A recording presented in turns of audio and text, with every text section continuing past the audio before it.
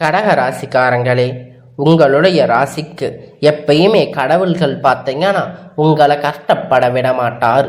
அதுலேயும் இந்த முருக பெருமானை பார்த்தீங்கன்னா கஷ்டப்படவே விட மாட்டார். ஆனால் என்னப்பா சொல்கிறீங்க, நீங்கள் என்னென்னமோ சொல்லிட்டு இருக்கீங்க, முருக பெருமான் என்ன எங்களுக்கு கரிசனமாக காட்ட போகிறாரு. ஆமாங்க கடக ராசிக்காரங்க, நீங்கள் கஷ்டப்படுறீங்க, நான் இல்லைன்னு சொல்லலை. ஆனால் எவ்வளவு கஷ்டம் வந்தாலும் உங்களை வீழ்த்த முடியாத அளவுக்கு ஏதாவது ஒரு வகையில் நீங்கள் அப்படி எஞ்சி நிற்கிறீங்க பார்த்தீங்கன்னா அதுக்கு காரணமே கர்த்தாவே முருக பெருமான் தாங்க. அப்போ என்னமோ முருக பெருமானுக்கு எங்கள் மேலே கரிசனமாக பெருசாக நாங்கள் எல்லாம் அவரை வழிபாடு செஞ்சது இல்லையே, ஆனால் பிடிக்கும் இது தாங்க கடகம் சொல்லுவீங்க. அதாவது தினம் தினம் நீங்கள் வந்து பார்க்கணும் அவசியம் கிடையாது. நீங்கள் ஒரு நாள் வந்து பார்த்தாலும் உண்மையான பக்தியோடு பார்ப்பீங்க. கடவுள் அப்படின்னா கிட்ட வேண்டுறத கூட கடகத்துக்கு வேண்டாது தெரியாது. எனக்கு இது வேணும் அது வேணும் என அந்த பிரச்சனை தீரணும் இந்த பிரச்சனை தீரணும் அப்படின்னு வேண்டவும் தெரியாது. சூதுவாது தெரியாதவங்க நீங்க. உண்மை பளிச்சுன்னு பேசக்கூடியவங்க இந்த கடக ராசிக்காரங்க. எப்பயுமே அதாவது தியாகம் பண்ணுறது கடகம் ராசிகளுக்கு ரொம்ப பிடிக்கமான ஒரு விஷயம். உத்தமர்கள் சொல்ல போனால் நம்மளை மத்தி ஒருத்தங்க வந்துட்டாங்கன்னா அவங்களுக்கு தெரியும் ஒரு காலத்தில் இந்த கடகத்திற்கு அவங்க மறக்க முடியாத அளவுக்கு துரோகத்தை பண்ணிடுவாங்கன்னு. ஆனால் அப்படி துரோகம் பண்ணுற அந்த துரோகிகளுக்கு கூட உதவி கேட்டால் இந்த சூரிய வம்ச படம் எத்தனை பேர் பார்த்துருக்கீங்க. அதுபோல் சரத்குமார் கிட்ட அவங்க முன்னாள் காதலி வந்து அவங்கள ஹஸ்பண்ட் உதவி கேட்டு வந்து நிற்பாங்க. அது மாதிரி தயங்காமல் ஹஸ்பண்டுக்கு விரும்பன் கட்டாயம் வேலை கொடுப்பாரு. அது மாதிரி தாங்க கடக ராசிக்காரங்க. எப்பயுமே நம்முடைய கடகம் எதுக்குமே துணிச்சவங்க தாங்க, உண்மையான உழைப்பவங்க. தன் கட்டாயம் நீங்கள் ஒவ்வொரு நாளும் அந்த சரத்குமார் மாதிரி பலம் வர போறீங்க. பெண்கள் இருக்கிறீங்களா, கண்டிப்பாக தேவயானி மாதிரி வாழ போறீங்க. தன்னுடைய லட்சியத்தை அடைந்து மற்றவங்களை எல்லாம் அண்ணாந்து பார்க்கக்கூடிய அளவுக்கு உயர்வு அடைய வைக்க போறீங்க நீங்க. இந்த கடக ராசிக்காரங்க கொஞ்சம் மன வருத்தம் இருக்கத்தான் செய்யும். ஏன்னா இது நமக்கு இவ்வளவு கஷ்டத்தை கொடுத்துருக்காங்க, ஆனால் நம்மளை பேச முடியால எல்லாருமே நல்லாதை நினைக்கின்றாங்க இந்த கடகம். அதனால் எவ்வளவு கஷ்டம் இல்லைன்னு மறுக்க சொல்லுங்க பார்க்கலாம். கடக ராசிக்காரங்களுக்கு ஒன்றுன்னா இல்லை அப்படின்னு பிடிக்காதவங்க 1000 பேர் இருக்கட்டும், ஆனாலும் அந்த 1000 பேரும் நல்லா இருக்கணும்னு நினைப்பாங்க இந்த கடக ராசிக்காரங்க. புரியுதுங்களா? நான் முன்னாடி சொன்னேன், இவங்களுடைய வாழ்க்கையில் என்னைக்குமே சீரழிப்புங்க, கஷ்டப்படுத்தி இருப்பாங்க, அவமானப்படுத்தி இருப்பாங்க, அசிங்கப்படுத்தி இருப்பாங்க. அப்பேற்பட்டவங்களுக்கு கூட நல்லதுன்னு நினைக்கிறவங்க தான் இந்த கடக ராசிக்காரங்களே தவிர வேறு எந்த ராசியும் அடையாளப்படுத்த முடியாது இப்படிப்பட்ட குணம் கொண்ட கடக ராசிக்காரங்க. தலைப்பு பார்த்தீங்கன்னா, ஏன் இந்த மே 31ஆம் தேதி முடிவுக்குள் உங்களுக்கு இருக்கக்கூடிய 8 பிரச்சனைன்னு பார்த்தீங்கன்னா வரப்போகுது. கடகத்திற்கு இப்போ 100% ரகசியமான பதிவு. இது உங்களுக்கு ஆப்போசிட்டாக இருக்கிறவங்களுக்கு தெரியாமல் வச்சுக்கோங்க. அதே மாதிரி முதல்ல உங்களுக்கு இருக்கக்கூடிய பிரச்சனை தெரிஞ்சுக்கிட்டு அதுக்கு சரியாக கூடிய நேரத்தில் ஒரு சில விஷயங்களை நீங்கள் கவனமாக இருக்கணும். அது புரிஞ்சுக்கோங்க, எல்லாமே மாறப்போகுது. குறிப்பாக இந்த மே மாதத்தில் அப்படிங்கிற இந்த அஷ்டமி சனிகளுடைய கடைசி அப்படின்னு பார்த்தீங்கன்னா ஆட்டம் உங்களுக்கு. இந்த நேரத்தில் நீங்கள் நம்ம கவனமாக இருக்கணும்.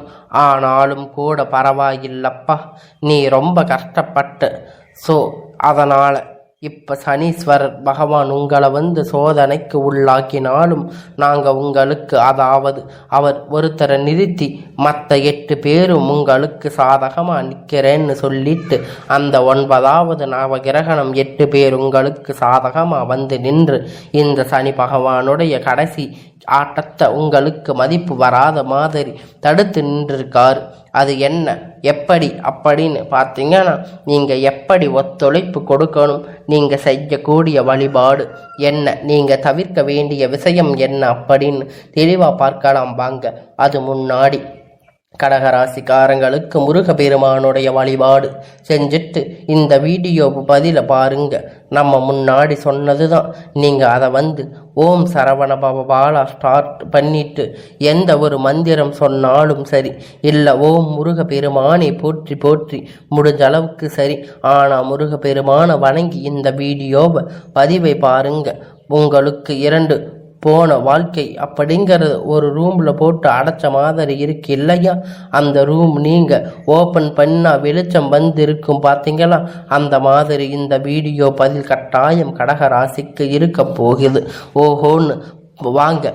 இந்த கடக ராசிக்காரங்க எப்பொழுதும் திருக்காணிக்க பஞ்சகத்தின் படி கால புருஷ தத்துவத்தின் 4வது ராசியாக வலம் வந்திருக்கீங்க. சந்திர பகவான் அதிபதியாக கொண்டவங்க ரொம்ப அழகானவங்களாகிருப்பீங்க. இவங்க உடல் தோற்றம் அப்படிங்கிறது இல்லைங்க, மனசில் ரொம்ப அழகானது, குளிர்ச்சியானவங்க. இவங்க கோபப்படுறாங்க அப்படின்னா அதில் பல ஆயிரம் அர்த்தங்கள் அடங்கி இருக்கு. அதை நம்ம புரிஞ்சுக்கணும். பல ஆயிரம் கஷ்டம் முடிஞ்சிருக்கும் அப்படின்னா பல ஆயிரம் தப்புக்களை பார்த்து தான் இவங்க இப்போ இந்த மாதிரி கொந்தளிப்பாங்களே. அவ்வளவு சீக்கிரம் கடக ராசிக்காரங்களுக்கு கோபப்பட மாட்டாங்க. அந்த கோபம் இல்லை, அர்த்தம் கட்டாயம் இருக்கும். அதை புரிஞ்சுக்காதவங்க போய்கிட்டே இருக்காங்க. ஆனால் கடகம் அப்படிங்க நினைப்பீங்க. இந்த கடக ராசிக்காரங்க உங்களை பொறுத்த வரைக்கும் கடக ராசி புனர்பூச நட்சத்திரம் 4வது பாதம், பூச நட்சத்திரம் 1000 நட்சத்திரங்கள் உங்களுக்கு இந்த பொது பலன்கள் பொருத்தமாக இருக்கு. இப்போ நான் எப்படிங்க உங்களுக்கு பலன் சொல்லுவேன்? கடகராசியில் எத்தனையோ கோடான கோடி பேர் இருப்பீங்க. ஆனால் எங்கேயோ பிறந்து எங்கேயோ வளர்ந்து ஏதோ ஒரு பேர் ஏதோ ஒரு ஊரில் வாழ்ந்திருப்பீங்க. உங்களுக்கு எப்படி தான் நான் பலன் சொல்ல முடியும் பொது பலன் சொல்ல முடியும்? நம்ம சொல்லக்கூடிய விஷயம் இத்தனை கடகராசிக்கு இந்த 3 நட்சத்திரங்களுக்கும் பொருத்தமாக.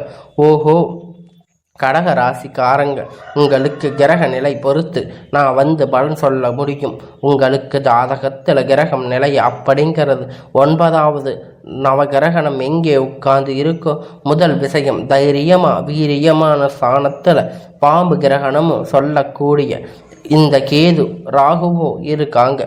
அதனால் எப்போதுமே இந்த கடக ராசிக்காரங்க பார்த்தீங்கன்னா எப்பொழுதும் பாதுகாப்பாக இருக்கணும் அப்படின்னு சொல்லுவாங்க. எங்கே உட்கார்ந்து முதல் விஷயம் தைரியமான ஸ்தானம் அப்படின்னு சொல்லக்கூடியவங்க ஓரளவுக்கு மட்டுமே. அதாவது ராகு கேது பகவான் ஒரு 10 அடி ஒரு 5 அடி பயக்கூடியவங்க தான் இந்த கேது பகவான் இருவரும் உட்கார்ந்து இருக்காங்க. இப்போ நாங்கள் ஒருத்தங்க எங்ககிட்ட ஜாதகத்தை எடுத்துகிட்டு வர்றாங்கன்னு வச்சுக்கோங்க. அந்த அப்பன் ரொம்ப கஷ்டமாக இருக்காங்க. எதை பண்ணணும் தடையவும் தமக்காக எப்போ பெருசாக முன்னேற்றம் இல்லையே. சொல்ல போனால் பார்த்தீங்கன்னா முடிஞ்ச போனது எல்லாத்தையும் சொல்லி கொடுத்தாங்க. முதல்ல பார்க்கிறது குரு பகவான் தாங்க. எப்பயுமே என்னென்னா குரு பகவான் என்ன பண்ணுறாரு, நல்லது செய்யக்கூடியவங்களா எங்கே ஒழிஞ்சிருக்காரு, அவருடைய பார்வை எங்கே மறைந்து போகுது. அடுத்து சனீஸ்வரர் பார்க்கணுங்க. அப்போதாங்க அவங்களுக்கான ரொம்ப வலிமையான இவரால் ஏதாவது பாதிப்புகள் இருக்கான்னு, இல்லை இவருக்கு பார்வையால் எந்தெந்த இடத்துல எந்தெந்த பாதிப்பு படுவாங்க அப்படிங்கிறத நம்ம தெரிஞ்சுக்கலாம். அதை அடுத்து தம்பி ராகு பகவான் கேது பகவான் எங்கெங்க உட்கார்ந்துருக்காரு கட்டாயம் பார்ப்போங்க. ஏன்னா இவங்களுக்கு கெட்டது பண்ணுறதுல எக்ஸ்பர்ட் அப்படின்னு சொல்கிறாங்க. ஓகேங்களா, உங்களுக்கான தப்பு சொல்ல முடியாது.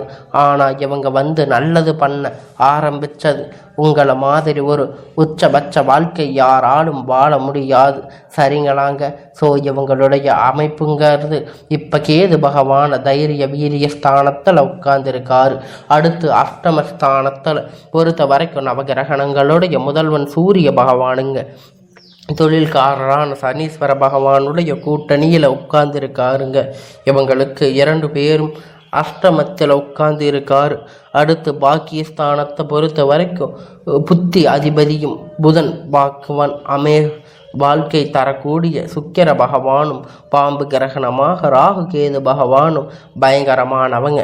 இவங்க 3 பேருமே கூட்டணி அடுத்து லாபஸ்தானத்தில் இருக்காங்க.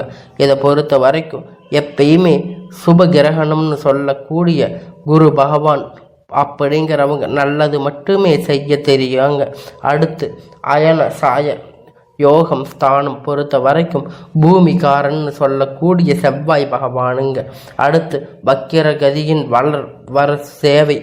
இதை பொறுத்து கடகத்திற்கு எப்படிப்பட்ட பலன் அப்படின்னு பார்த்தீங்கன்னா அது நிச்சயமாக இருக்குங்க.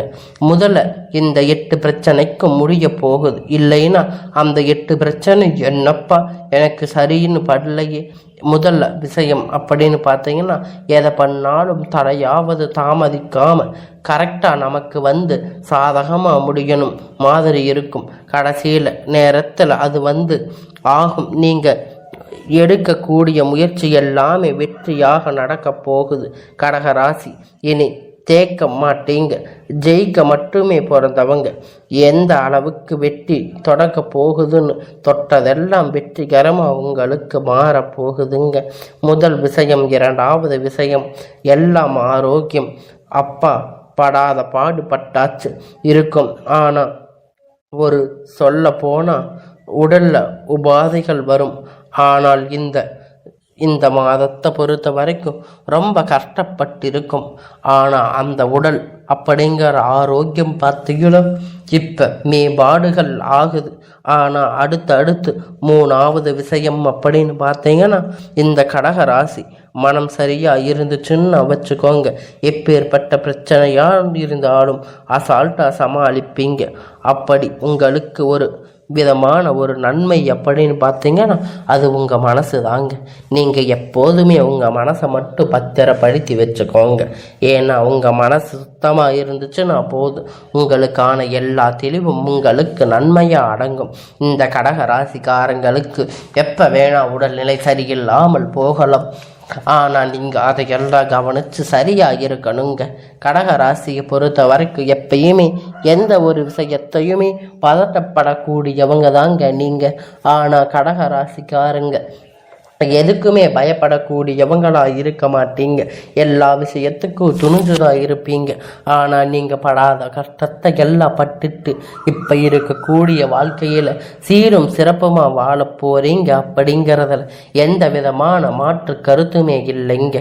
இப்போ இன்னி வரக்கூடிய நாட்களில் உங்களுக்கு எல்லாம் நல்ல விதமாக நல்ல காரியங்கள் எல்லாம் நடக்கும். சுப நிகழ்ச்சிகள் எல்லாம் வீட்டில் நடக்க போகுதுங்க.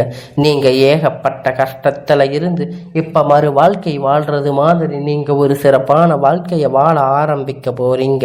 அதுல எந்த ஒரு பிரச்சனையுமே இல்லாம உங்களுக்கான அனைத்தும் உங்கள்கிட்ட சேர போகுதுங்க. உங்களை இத்தனை நாள் இப்படி இருந்தவர் அப்படி இருந்தவர்னு சொன்னக்கூடியவங்கெல்லாம் இப்போ உங்க வாழ்க்கையை பார்த்துட்டு இவங்க என்னப்பா இப்படி ஆயிட்டாங்க, இவங்களுக்கு என்ன ஆச்சு, திடீர்னு இவ்வளோ பெரிய நிலைமைக்கு உயர்ந்து வந்துட்டாங்களே அப்படின்னு ஊர்க்காரங்க உறவினர்கள் எல்லாம் பார்த்து பொறாமப்படக்கூடிய அளவுக்கு உங்கள் வாழ்க்கை எப்படிங்கிறது மேல் நோக்கி செல்ல போகுதுங்க. கடகராசிக்காரங்க நீங்கள் படாத கஷ்டமெல்லாம் பட்டிருப்பீங்க தான். ஆனால் இப்போ கூட அந்த கஷ்டத்தில் இருந்திருப்பீங்க தான். ஆனால் இருந்தாலுமே இப்போ கஷ்டத்தில் இருந்தாலும் இனி வரக்கூடிய காலம் அப்படிங்கிறது உங்களுக்கு இன்னும் சீரும் சிறப்புமாக வரப்போகுதுன்னு சொல்லலாங்க. அதே உங்ககிட்ட இப்போ நீங்கள் சந்தோஷமாக தான் இருக்கிறீங்க அப்படின்னா இனி வரக்கூடிய காலத்தில் இன்னும் மகிழ்ச்சியாக இருக்க போறீங்கன்னு அர்த்தங்க.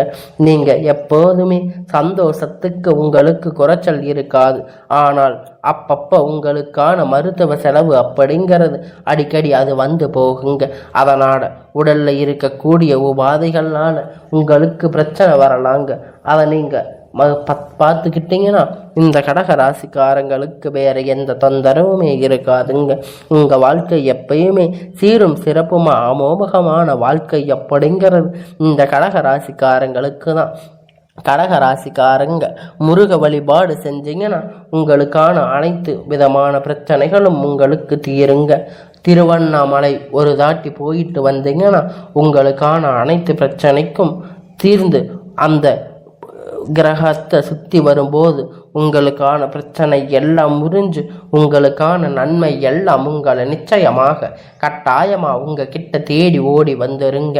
உங்களுக்கான நல்ல வாய்ப்பை நீங்கள் பயன்படுத்தி உங்களுக்கான வாழ்க்கையை நீங்கள் சந்தோஷமாக வாழ பழகுங்க.